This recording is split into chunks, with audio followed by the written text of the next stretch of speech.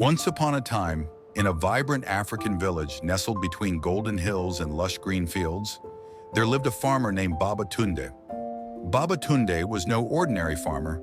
He had the largest farm in the village, with rows and rows of maize, beans, and millet stretching as far as the eye could see.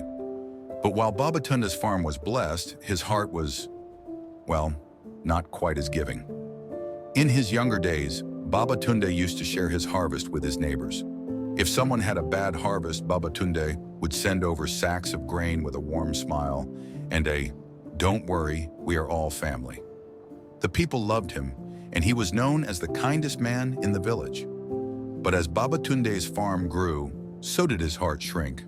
He began to worry about every grain he gave away, counting each sack and fearing that if he shared, he would lose his wealth. Eventually, he locked his granary doors and stopped sharing his crops altogether.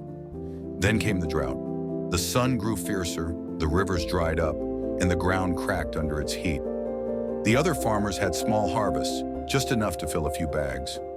Meanwhile, Baba Tunde's barns were bursting with food, stored from all the good years. One by one, the villagers came to him. "Baba Tunde, please help us. Just a little millet for my family," they pleaded. But he turned them away, clutching his bags of grain tightly.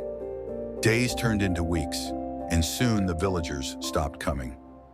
They grew thin and weak, and the once lively village became silent.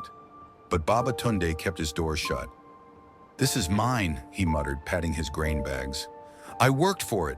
One night he heard strange whispers in the wind, the sounds of empty stomachs growling, the cries of hungry children, voices only he could hear. The sounds grew louder, haunting him every night. Finally, Baba Tunde couldn't bear it any longer. In the darkness of night, he opened his granary doors and began to give away his grain, little by little, to the starving people of his village. As he gave, Baba Tunde's heart felt lighter, and the whispers faded away. He saw the joy in the villagers' faces, and he knew he had been wrong. Baba Tunde learned that wealth isn't in what you hoard, but in what you share.